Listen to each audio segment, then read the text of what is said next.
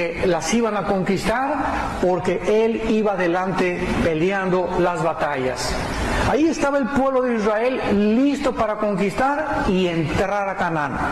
Entonces era muy importante que ellos, antes de entrar a Canaán, pudieran descubrir el secreto de la victoria. Un secreto que nos corresponde ahora a nosotros, los cristianos, bajo el nuevo pacto, para que nosotros sepamos que estos principios que se dieron en el Antiguo Testamento, como son las guerras y los mandamientos, tienen una configuración para nosotros espiritual. En otras palabras, en el Antiguo Testamento todas las guerras eran físicas, y cuando pasamos al nuevo pacto nos damos cuenta que pues ya no hay guerras, y ahí se nos cambia el panorama. Dice Efesios 6:12, ya no tenemos guerra contra sangre ni contra carne. En el Antiguo Testamento era Moisés contra los madianitas y Josué contra todas las tribus de Canaán, eran guerras físicas. Y en el Nuevo Testamento dejamos ya de pelear contra nadie. La lucha ya no es contra comunistas, contra ateos, contra agnósticos, contra tu suegra, contra tu primo, contra los que nos persiguen. Ya no es la lucha contra ellos. Tú tienes que entender esto. Ahora nuestra lucha es de carácter espiritual 100%. Y si tú quieres usar las armas terrenales, las armas de la carne para poder vencer tus batallas en el Nuevo Testamento, pues el que te hace algo, pues me la vas a pagar, y te quieres vengar y quieres tomar el curso y el camino que los hombres comúnmente toman, vas a perder la batalla, porque las armas de nuestra milicia no son carnales, sino poderosas en Dios para la destrucción de fortalezas. Entonces, aquí en Deuteronomio nos encontramos al pueblo en la orilla de la tierra de Canaán, y Moisés les tiene que recordar otra vez la ley. No cabe duda que hay millones de personas que viven negando a Dios o la existencia de Dios. Estas personas se clasifican como ateos. Otros dicen que no saben, otros dicen, bueno, yo no sé si creo en Dios. Estos no son ateos, se llaman agnósticos. O sea, no saben o no tienen el conocimiento si Dios existe. O sea, no saben si existe Dios. Eso no es un ateo. Y otras personas dicen que creen en Él, pero sin embargo viven como si no creyeran en Él. Y este mensaje va dirigido a todos ustedes, los que se dicen que siguen a Jesucristo, los que se dicen que siguen a Dios y viven como ateos, porque con sus obras lo niegan y no han encontrado una resurrección espiritual. Por supuesto que los ateos nunca piensan en Dios, es lógico. Y millones de pecadores no quieren pensar en Dios tampoco por causa de la vida de pecado en que viven. Mejor sacan a Dios de la ecuación, porque la sola presencia de Dios o el solo invocar a Dios o el oír a Dios les trae inmediatamente culpa. Entonces, por causa de su vida inmoral, no es que no quieran creer en Dios o que les falte evidencias para creer en Dios, simplemente no les conviene creer en Dios. Yo he encontrado en la mayor parte de los debates que he tenido con ateos, con agnósticos, con escépticos, que estas personas verdaderamente no están buscando evidencias. No me he encontrado un ateo que me diga, yo no creo en Dios porque no tengo evidencias. Hace algunos años hubo uno de esta índole llamado Carlos Sagan, un astrofísico, y esta persona antes de morir dijo, si Dios nos hubiera dejado más evidencias de su existencia, yo hubiera creído en Él. Bueno, a este hombre, ¿verdad?, le faltó estudiar la genética o el genoma humano para darse cuenta que todos los seres humanos traemos en los billones de células en nuestro cuerpo una información. Traemos en cada célula de nuestro cuerpo un código genético hereditario. Traemos información codificada que se llama ADN o ácido desoxirribonucleico. Ahora, si hay información, tiene que haber inteligencia detrás. La información no puede provenir de una explosión del Big Bang. Entonces, el simple hecho que traigamos en cada célula la información para reproducir a otro ser humano nos damos cuenta que es como si fueras caminando por la playa y te encuentras un CD, un disco compacto. Y ahí en ese disco compacto, ¿qué cosa hay, verdad? El disco no pesa nada, pero lo que tiene es la información por dentro. Entonces tú pones ese disco y con un aparato especial y reproduce la información que está ahí. ¿Qué probabilidades existiría si alguien dijera la información que se encuentra en ese disco compacto la hicieron las arenas del mar? O salió un cangrejito y le puso esa información. O una tortuga se hizo ahí popó y salió la información. ¿Qué probabilidades habría de encontrarme un reloj en la calle y decir, bueno, el polvo de la tierra y millones de años pusieron esta maquinaria complicadísima en su lugar para que funcionara de una forma perfecta y de una forma unitaria? ¿Qué probabilidades habría? Habría 10 a la 12ª potencia, o sea, sería imposible poder determinar lógicamente y filosóficamente que algo se hizo de la nada o por accidente cuando vemos información y diseño. Detrás de un cuadro de la Gioconda tiene que haber un pintor, por favor. ¿No vieron 5 changos y se pararon sobre la Gioconda y pintaron la Gioconda? Detrás de la 9ª sinfonía de Beethoven, ¿no se sentaron 6 chimpancés y a través de 5 millones de años compusieron por accidente la 9ª sinfonía de Beethoven? Detrás de un reloj tiene que haber un relojero, de un edificio tiene que haber un ingeniero, un arquitecto, detrás de un zapato tiene que haber un zapatero, detrás de todo lo que existe tiene que haber una causa. Y no podemos decir que en el universo que nos rodea, la perfección, el diseño, la inteligencia, los astros, la composición interna del ser humano es el resultado de un accidente. ¿Qué pasó con los evolucionistas, con los ateos y con los humanistas? Que han querido tratar de determinar el origen del mundo sin tomar en cuenta a Dios. Entonces quieren dar una explicación del mundo. No, venimos de los changos. Venimos de chita, venimos de los monos. Las tortugas se convirtieron después en pájaros, los pájaros en vertebrados o invertebrados, y después el hombre salió también por accidente. ¿Qué cosa más absurda de una forma lógica elemental?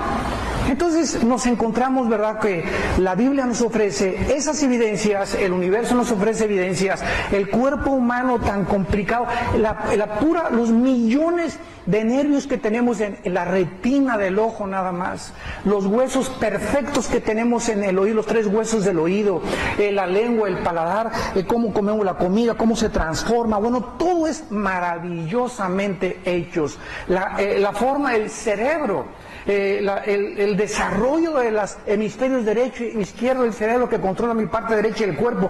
Bueno, podríamos prolongarnos explicando que las evidencias de un creador, de un diseñador inteligente, son innegables.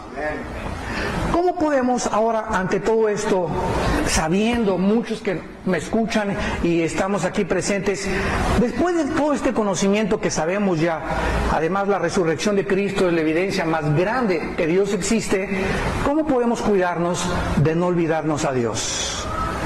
Porque una vez que ya tienes a Cristo y una vez que tú eres cristiano, hay cantidad de personas que en el Antiguo Testamento vieron a Jehová, vieron las plagas en Egipto, vieron los milagros del maná que les mandó Dios, vieron que sus zapatos nunca se gastaron, durante 40 años sus vestidos nunca envejecieron. A pesar de tantos milagros, se olvidaron de Dios.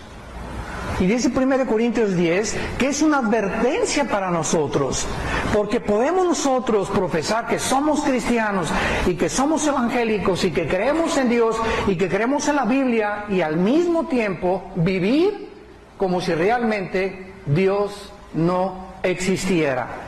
Entonces, este es el mensaje que va a atravesar nuestro corazón en esta mañana. ¿Cómo podemos cuidarnos de no olvidar a Dios? Vamos a comenzar en el versículo 1, con las primeras advertencias que Moisés le hace a la nación de Israel.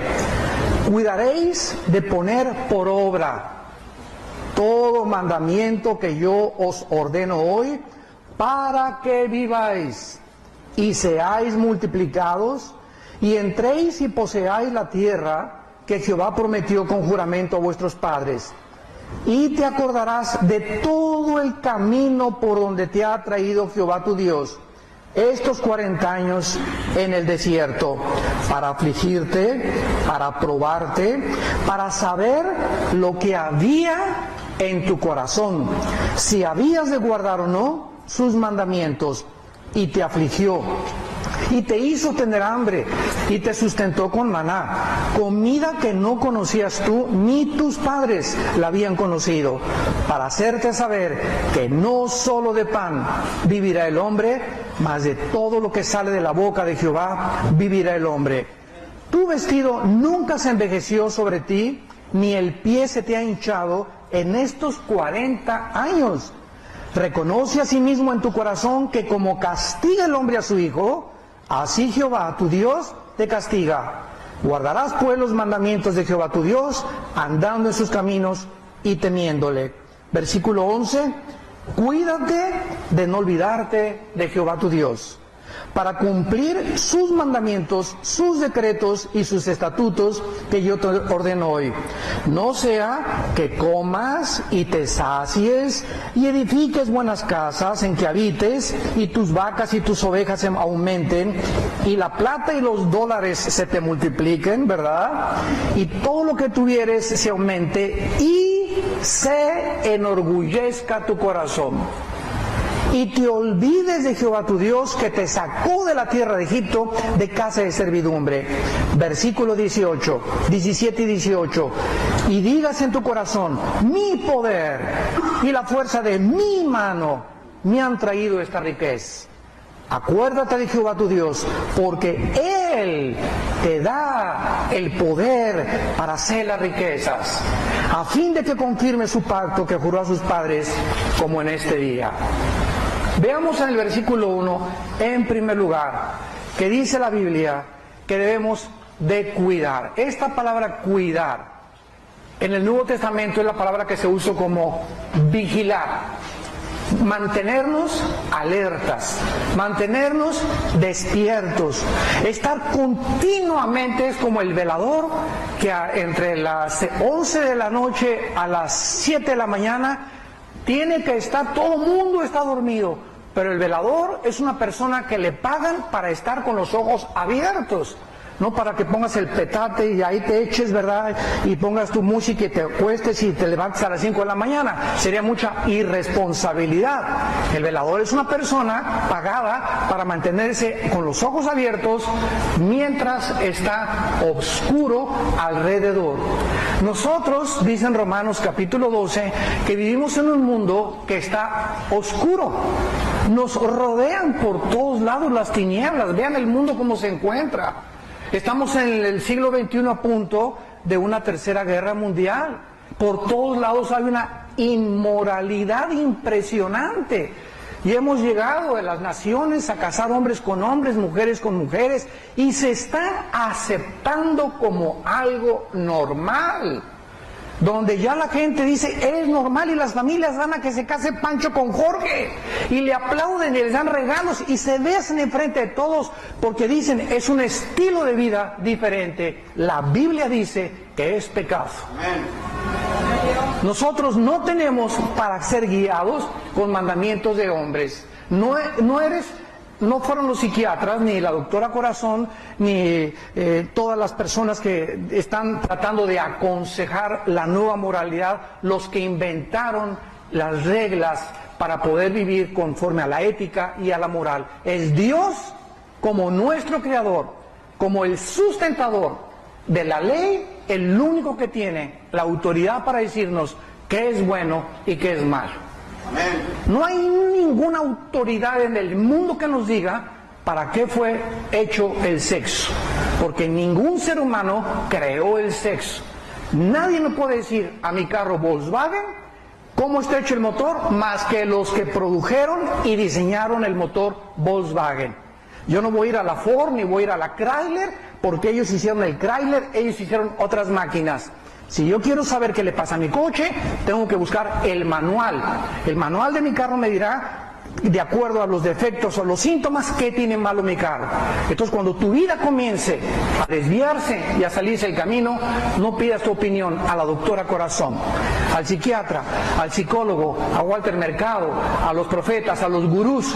Ven y pregúntale a Dios, porque Él es el que creó el sexo y solo Él sabe cuándo se puede hacer y cuándo no se puede tener relaciones sexuales. Este es el mundo que vivimos, un mundo de oscuridad.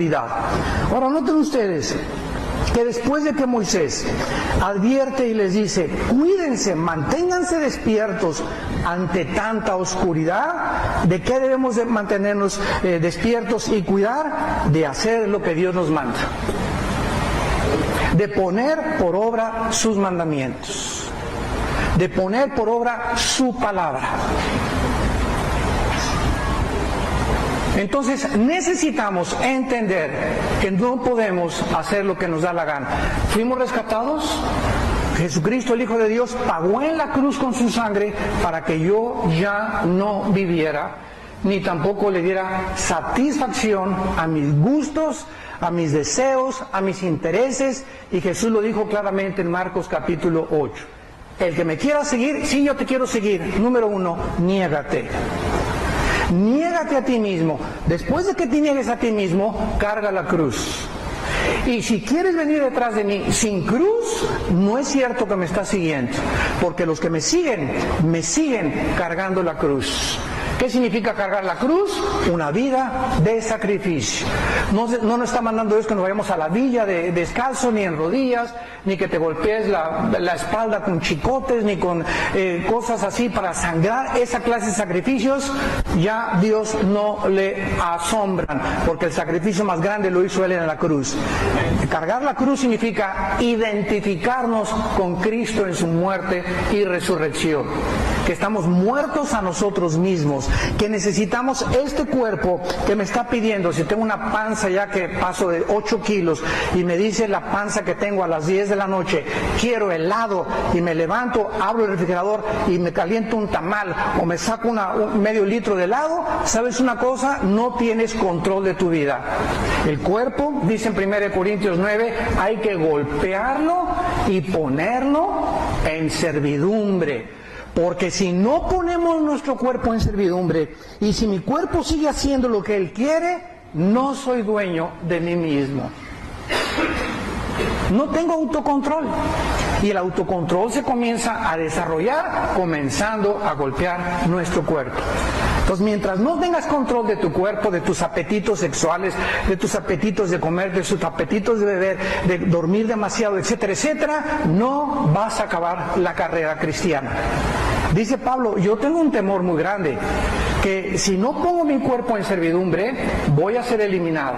1 Corintios 9, del 23 al 25. Voy a ser eliminado. No que pierda la salvación, porque la salvación no se puede perder. Está hablando Pablo de ser sacado del partido. Ayer estábamos viendo el partido entre México y Ecuador.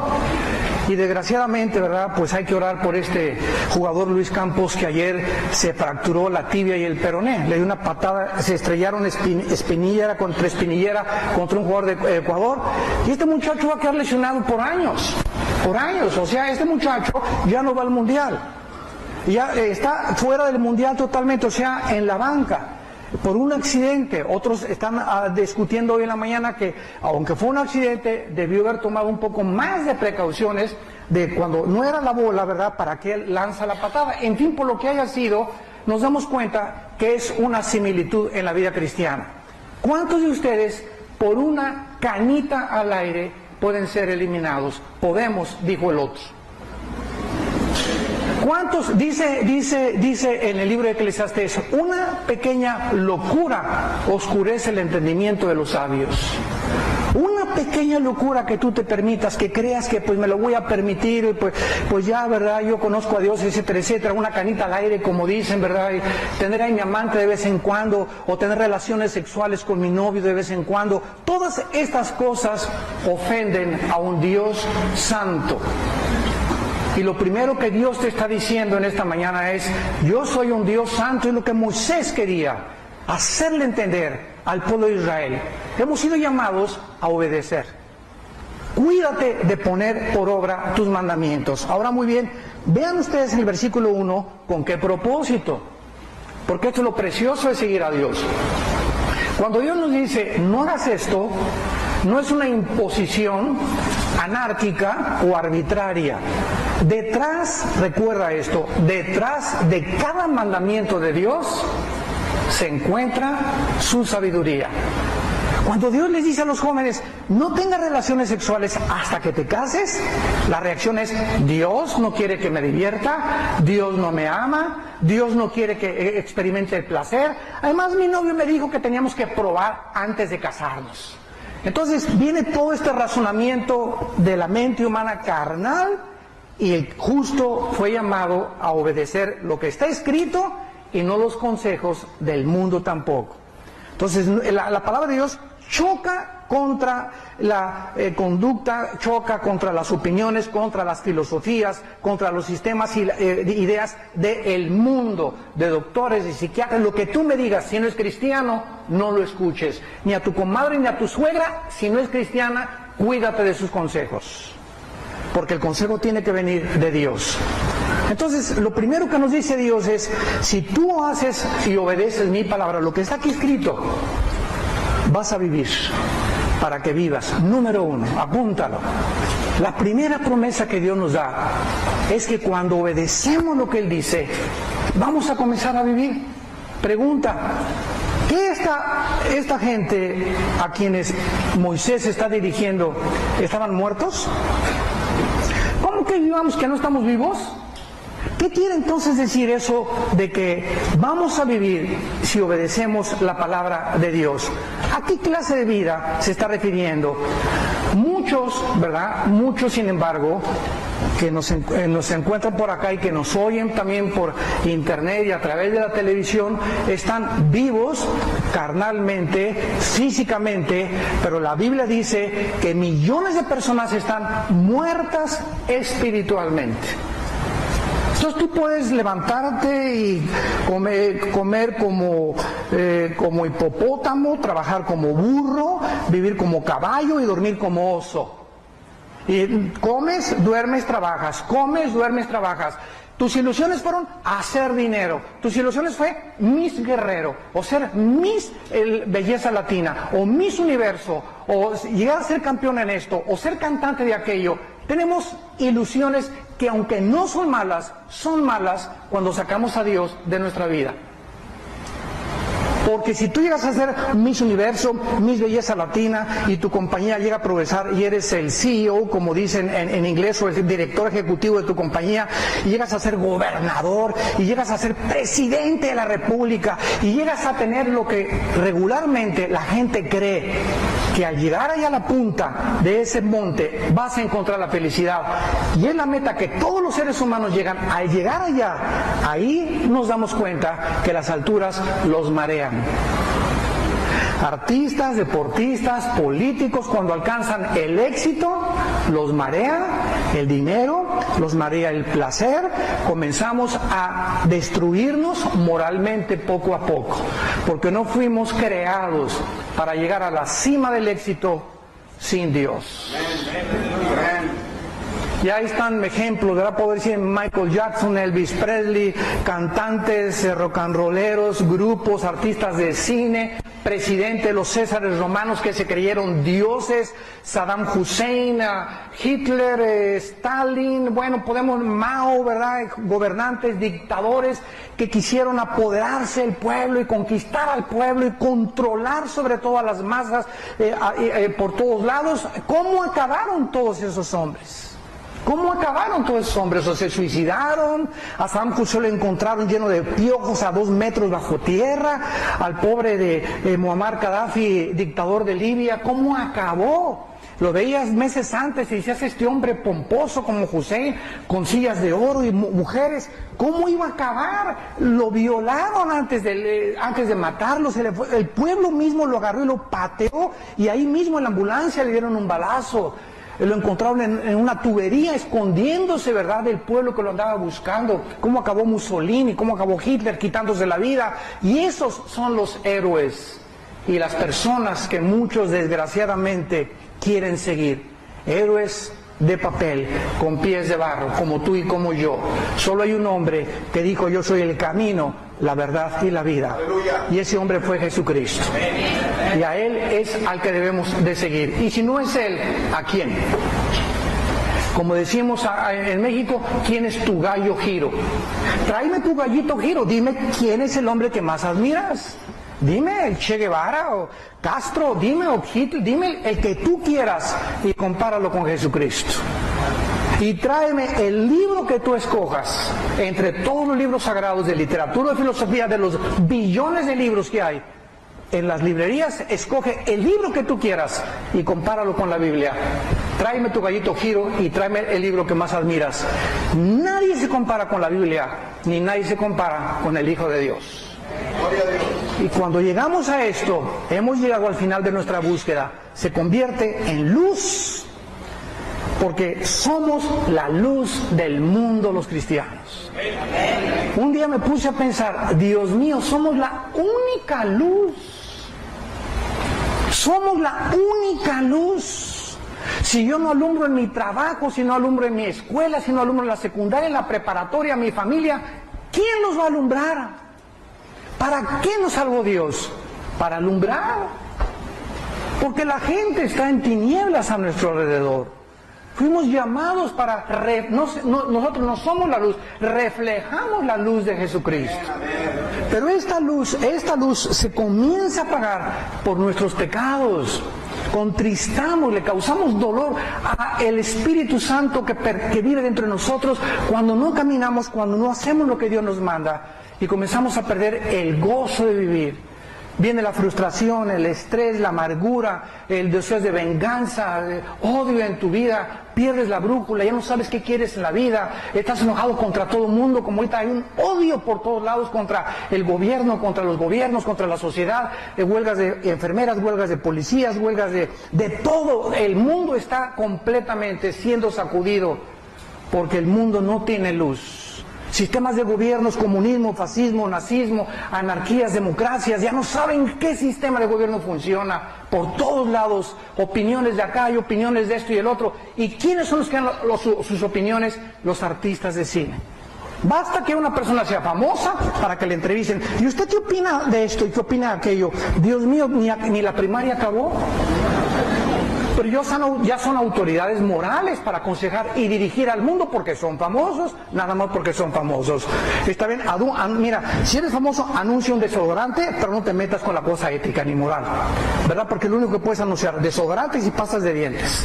Pero fuera de eso, que no pongan a una persona, por ser famosa, como autoridad de ética y de moral. ¿A qué se refiere Cristo con la vida?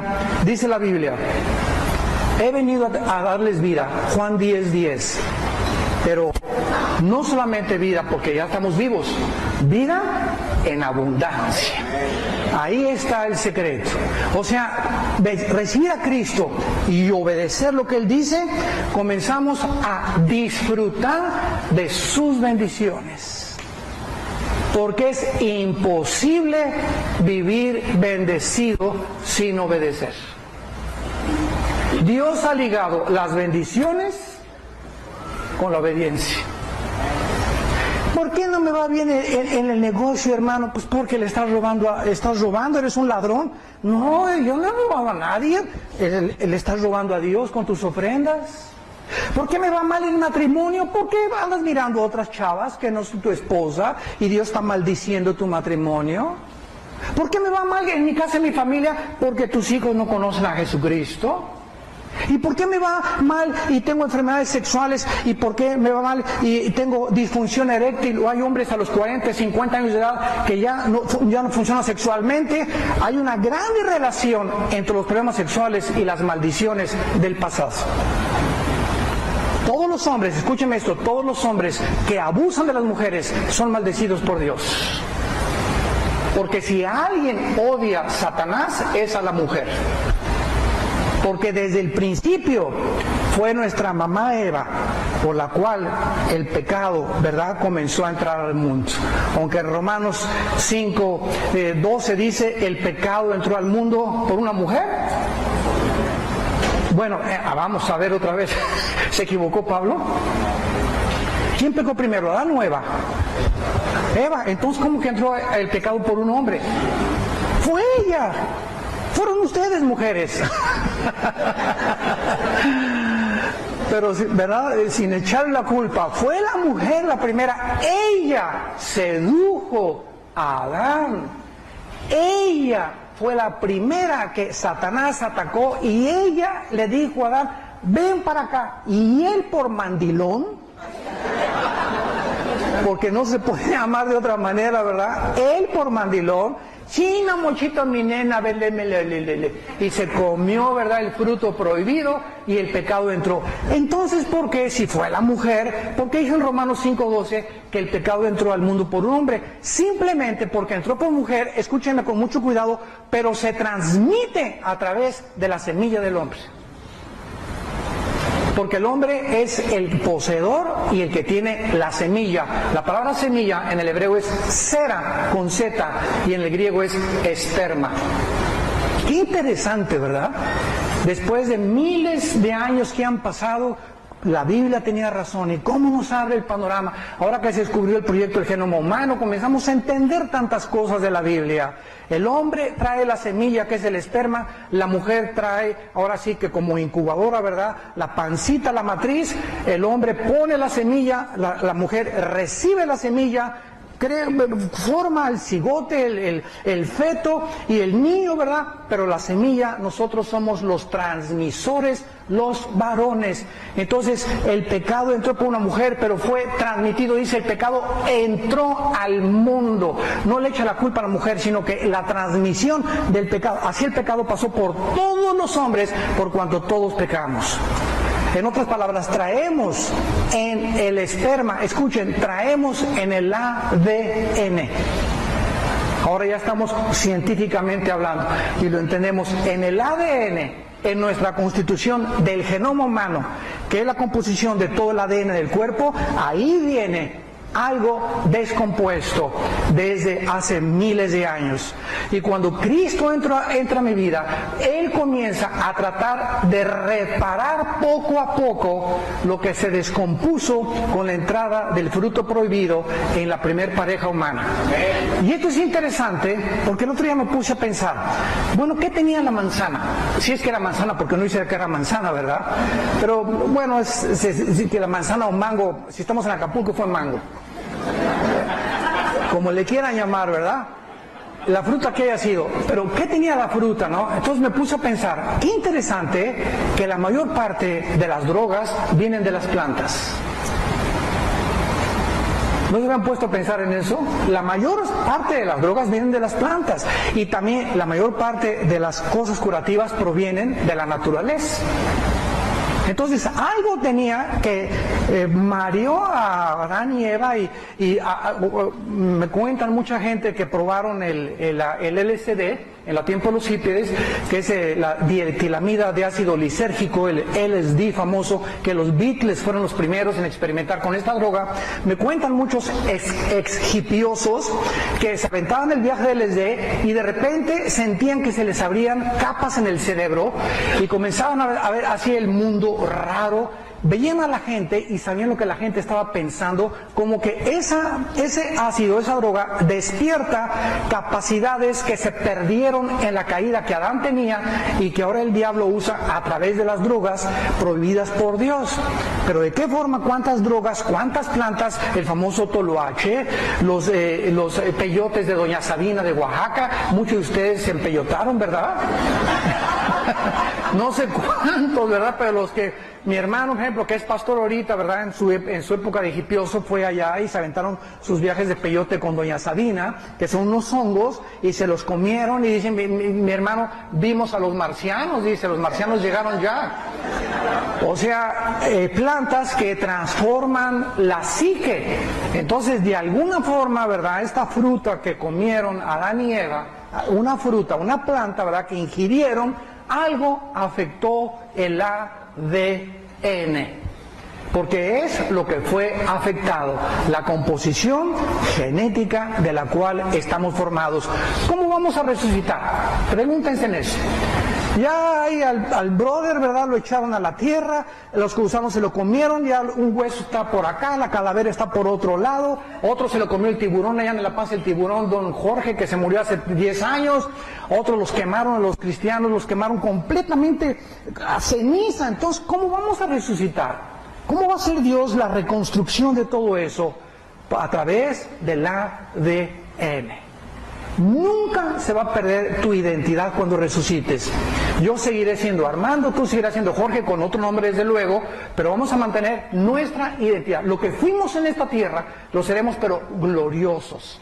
Pero serás tú y seré yo. Y cuando estamos en el cielo, voy a poder decir, ahí está Conchita, ahí está Jorge, ahí está Carmelita, ahí está Dan, ahí está Pablo. ¿Cómo lo vamos a saber si jamás conocí a Pablo? Muy sencillo, a través del conocimiento intuitivo. Es un conocimiento que tuvo los apóstoles en el monte de la transfiguración. ¿Se acuerdan? Cristo resplandece en su gloria.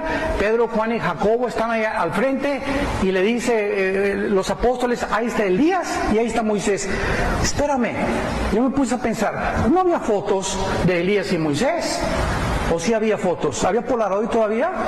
No, ¿verdad? Todavía no se inventaban ni cámaras de cine, de nada. ¿Cómo supieron los apóstoles que estaban enfrente de Moisés y de Elías?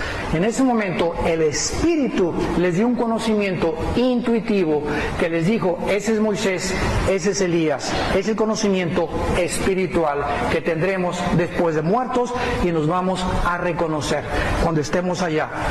Pero alguien me preguntará, ¿y si no encuentro a mi abuelita? ¿Dónde está la abuelita? Doña Juana. Ya no es ni doña Juana ni abuelita porque vamos a estar jóvenes todos para comenzar. Así que para que reconozcas a la abuelita, doña Juanita, que se murió de 90 años de edad, cuando es joven, ¿la vas a reconocer? Sí, intuitivamente. Porque nunca la conociste de 20 años, la conociste de 70, 80 y 90 hasta que se petateó. Entonces es maravilloso que la Biblia nos ofrece las respuestas a todas las interrogantes, a los misterios de la vida que Dios se ha agradado revelarnos y mostrarnos que esto es lo que Dios tiene para los que le aman. Cosas que ojos no vieron, ni oídos oyeron, ni han subido en el corazón. 1 Corintios 2:10 son las que Dios tiene reservadas para los que le aman, para los que obedecen lo que aquí está escrito. ¿Y qué pasa? Comienzas a vivir. Te levantas en la mañana, alabaré, alabaré, alabaré a mi Señor. Y no te levantas. Cálmate, dinosaurio. ¿Cuántos se levantan así, verdad? Y echando bronca y por aquí, por allá. Y, ¿por qué, verdad? Porque no tiene, o sea, y estás tú con una jetota todo el día de este tamaño. Y mujeres igual, hombres y mujeres también, ¿verdad? Entras a la iglesia y ves algunas caras y dices, Dios mío, mándelos de celador a la prisión. Con esa cara asustas, digo, ahí en la prisión necesitas de celador y de guardián, ¿verdad? Que te mandan a la penitenciaría o algún cerezo a cuidar a los presos, pero con esa cara no vengas a la iglesia. ¿Por qué? ¿Por qué la tienes así? Porque no tienes vida. Porque no transmites nada, estás muerto con una cara así, ¿verdad? De cucaracha híbrida.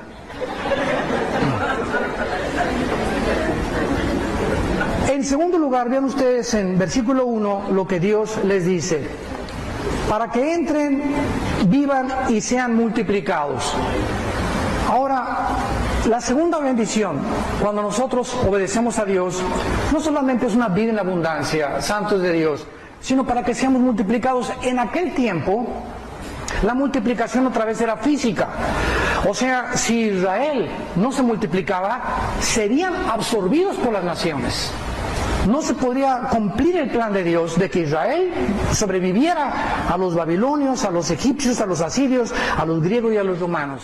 Tenían que crecer, tenían que multiplicarse, pero estaba basado en la obediencia a su palabra. Ahora lo trasladamos al Nuevo Testamento y Dios nos ha llamado no solamente que nos va a bendecir dándonos vida, sino que también vamos a poder multiplicarnos espiritualmente.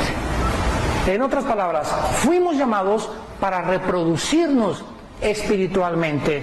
Mi pregunta es la siguiente: desde que tú te convertiste, ¿cuántas personas has ganado para Jesucristo? No me conteste nadie, ni levante la mano, ni los que nos oyen también. Desde que tú te convertiste, haz esta pregunta honestamente: ¿cuántas personas has ganado, has guiado, les has dicho, los has llevado en una oración para que acepten a Jesucristo como su Señor y Salvador? No levanten la mano. ¿A cuántas personas? Y si viene Cristo hoy en la noche en el arrebatamiento de la iglesia, lo primero que te va a decir es: ¿te acuerdas para qué te puse? Juan 15, para que dieras fruto. Y un solo fruto no encuentro en tu vida. ¿Y cuál es el fruto? La reproducción espiritual. Reproducirnos espiritualmente. Me serán testigos cuando el Espíritu Santo venga sobre ustedes. ¿A quién le has dado testimonio de que Él es Dios, de que Él es Cristo? ¿Sabes compartir el plan de salvación? ¿Sabes hablarle a tu abuelita, a un mormón, a un ateo, a un agnóstico, a un testigo de Jehová, a una de la ciencia cristiana, a las sectas por todos lados, a un hindú, a un musulmán? ¿Sabes compartir la palabra de Dios? ¿Conoces las armas con las cuales ellos se defienden? Cuando tenemos nosotros la espada del Espíritu en la mañana, rebatiendo argumentos y toda altivez que se levanta contra el conocimiento de Dios y llevando cautivo todo pensamiento a la obediencia a Cristo Jesús. Cuando tenemos el arma más poderosa que existe, la palabra de Dios, para deshacer cualquier sistema de pensamiento. Pero ¿por qué no la usas? ¿Por qué no eres diestro? Viene un mormón y te hace pum, pum, pum, y ni siquiera sabes cómo defenderte, ni qué contestarle. No sabes, no tienes destreza en la palabra de Dios. En primer lugar, no te discipulas, no vas a Romanos aquí los jueves, no vas a los estudios a la iglesia que tú pertenezcas, te conformas el domingo con venir una torta milanesa que te da el pastor aquí en la predicación, y es todo tu alimento de la semana. De lunes a sábado nunca abres la Biblia. Déjame decirte, no puede haber vida espiritual en tu vida. Estás vivo físicamente, pero estás muerto espiritualmente. Necesitas a Cristo en tu corazón. Y cobrar la conciencia que esto no es una religión, esto es una relación. He venido para que tengan vida, y esta es la vida eterna: que me conozcan, dice Jesucristo, Juan 17:3, que conozcan a mi Padre, que me conozcan a mí, para que tengas una relación personal conmigo. Y esto se compara con el matrimonio. Si alguien me dice ahorita, para que me entiendas, ¿conoce usted al rey Juan Carlos de España?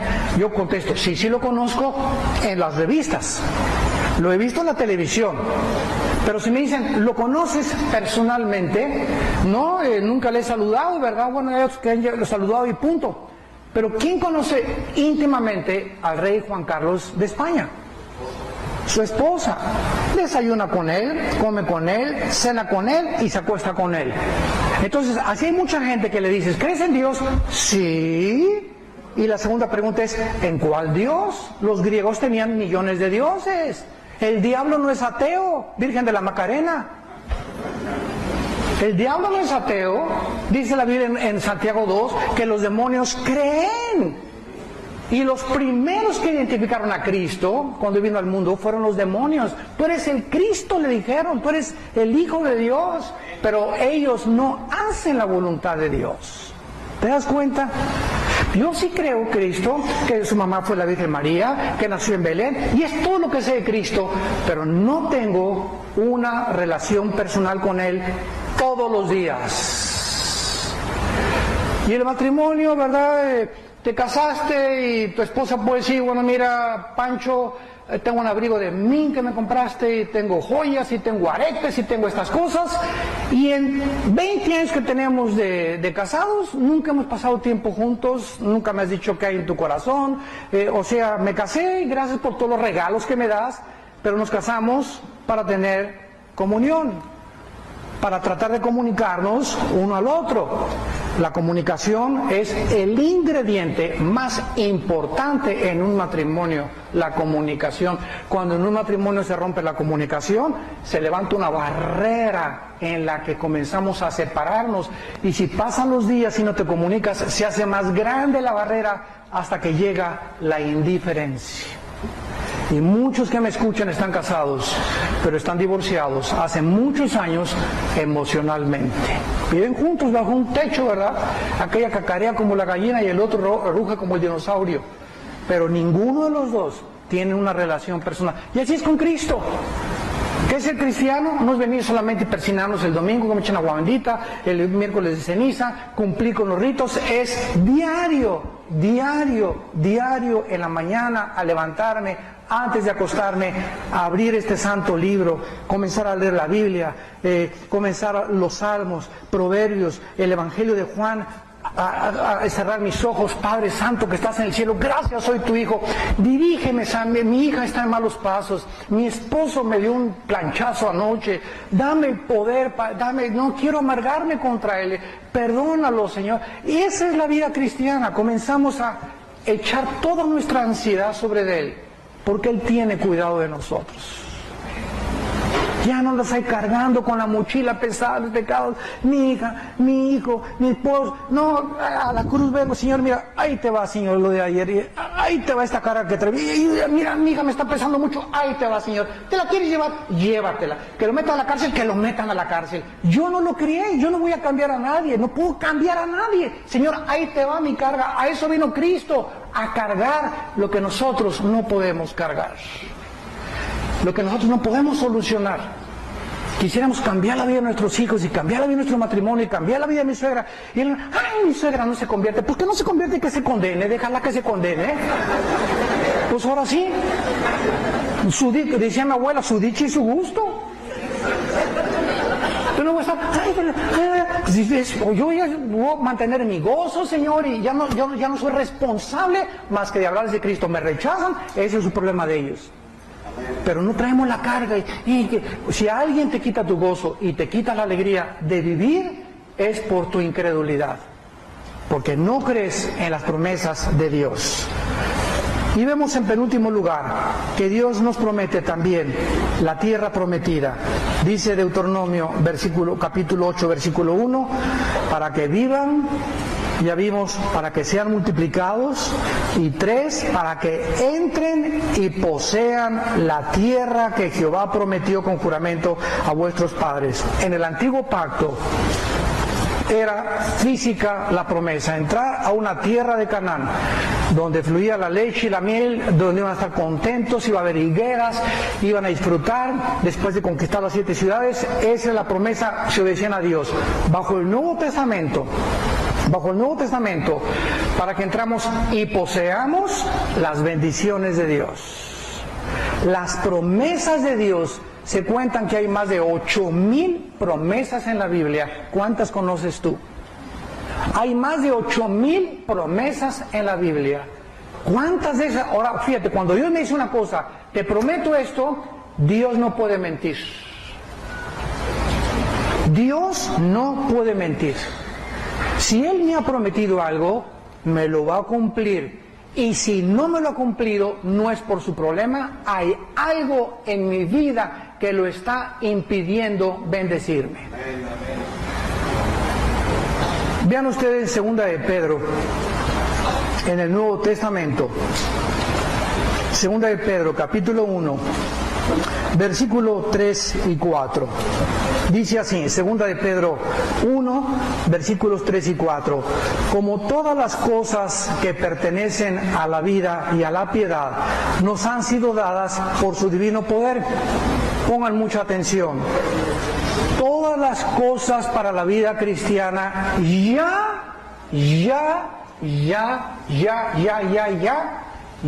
son nuestras, ya las tenemos. No nos falta nada. El otro día vi una persona a quien yo quiero mucho y respeto mucho, hermano en Cristo, y me dice, Armando, ¿tú ya tienes el bautismo del Espíritu Santo? Y le contesté, oye, cuando yo recibí a Cristo, recibí el bautismo del Espíritu Santo, recibí la llenura del Espíritu Santo y recibí la unción del Espíritu Santo, y mi cuerpo se convirtió en su casa y en su templo de Él. No hay cristianos que sean hijos de Dios y que no tengan el bautismo del Espíritu Santo, porque esta doctrina dividió a los cristianos entre los que tienen y los que no lo tienen. O sea, no puede haber unos que lo tengan y no otros que no lo tengan. Es imposible, porque el bautismo del Espíritu Santo nos coloca en el cuerpo de Cristo. 1 Corintios 12:13. Pero dice Hitler, fue el que lo dijo: cuando una mentira se repite 100 años, se acaba aceptando como una verdad. Y se ha repetido esto desde los 70 más o menos. Me acuerdo que fue cuando entró esta doctrina, que ya recibí a Cristo, ya lo recibí, pero te falta el bautismo del Espíritu Santo. Espérame tantito, si me falta algo, entonces no tengo a Cristo. Si me falta el bautismo del Espíritu Santo, entonces no formo parte de Cristo, estoy incompleto. Y la Biblia dice en Colosenses que estamos completos en Él. Y aquí dice que no nos falta nada, que nos ha sido dada todo por su divino poder. Virgen de Lourdes. Pero se dan cuenta cómo la Biblia nos abre los ojos y dice: bueno, entonces ¿por qué me lo enseñaron? Pues te lo enseñaron mal. Te lo enseñaron mal. No puede haber cristianos que tengan algo y que les falte algo. Es imposible. Si eres cristiano tienes el paquete completo, por el amor de Dios. Estamos completos. Ahora lo único que nos falta es desarrollar y crecer en santidad y ser llenos del Espíritu Santo todos los días. Nunca, no existe un solo versículo en el Nuevo Testamento que diga: bautízate con el Espíritu Santo. Dice: sean llenos del Espíritu Santo, que es otra cosa muy diferente. Pero bautizados con el Espíritu Santo, el Espíritu Santo nos coloca, nos funde, nos amalgama en el cuerpo de Cristo y formamos parte de su cuerpo, de su carne y de sus huesos. ¿Por qué? Gracias al bautismo del Espíritu Santo. Pero se hizo como que te falta algo, te falta algo. Y he oído en muchos lugares, desgraciadamente, que dicen: pasen a recibir el bautismo del Espíritu Santo. Oye, entonces hay hermanos en la iglesia incompletos. Yo estoy completo y a ti te falta algo. Espérame, no me falta nada más que crecer en Cristo. Tengo completamente al Espíritu Santo, tengo a Jesucristo, tengo al Padre, y solamente me falta crecer. Y dice este versículo: todas las cosas que pertenecen a la vida de la piedad ya nos han sido dadas por su divino poder. Vean esto: mediante el conocimiento de aquel que nos llamó por su gloria y excelencia. ¿Cómo nos apropiamos de las promesas de Dios? De todo lo que ya tenemos, conociendo a Dios. Mediante el conocimiento. ¿Se imaginan ustedes a un limosnero en la calle con una chequera? Con el amor de subir un taquito. Oye, espera, ¿y en esa chequera que traes? Pues ¿cuál chequera? Pues la que traes ahí, hijo. ¿Qué dice la chequera? Y están firmados todos los cheques por tu papá. ¿Por qué no vas y los cobras al banco?